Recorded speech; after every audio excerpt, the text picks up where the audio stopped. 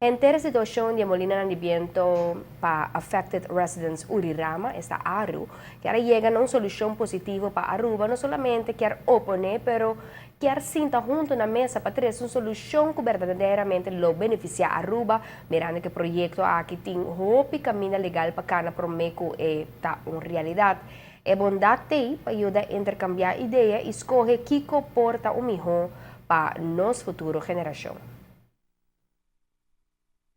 No momento aqui, o tipo de turbina aqui, tur caminha no mundo, está ganhando tremenda oponência. Para motivo, em primeiro lugar, é saúde de gente de dois lugares, para sobrar simplesmente e não financeiramente factível, sem subsídio, e para sobrar suposta benefício que está dando de CO2-uitstoting, tampouco não está guardo probaco isso está aí que nós está apelar na nosso governante nós como aro seguro quer sentar na mesa.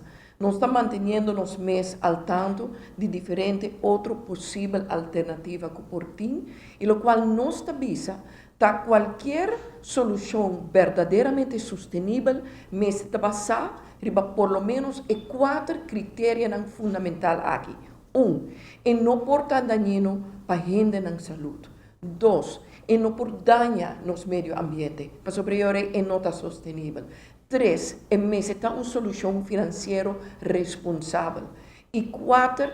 É benefício de mas depois chega diretamente no consumidor. Presidente de Aru quer começar a fazer bom uso de momento aqui para ter conversação em sério.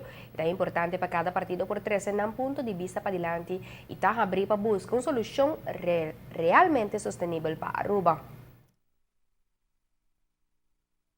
No momento aqui nós está bezig com research diferente alternativa, nós não está claro para nos dar contexto clave ribagele. Naturalmente o governo é instância que nós temos que ribagele na autoridade que governar o tipo de decisão aqui, o qual nós também está como povo, nós quer ajuda a pensar.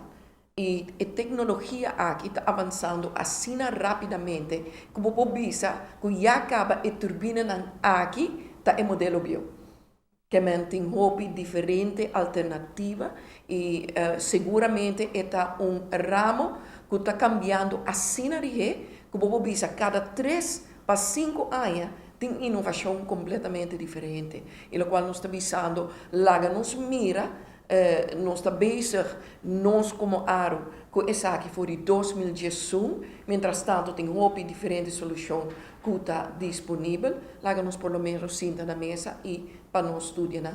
Quer dizer, a meta verdadeiramente está Aruba sustentável, e mesmo está verdadeiramente sustentável. Esse man nos dilante, Aru lo manda uma carta de investigação para o governo para pôr cinta na mesa riba a situação de projeto de Urirama. A horta queda no governante não está disposto para reunir.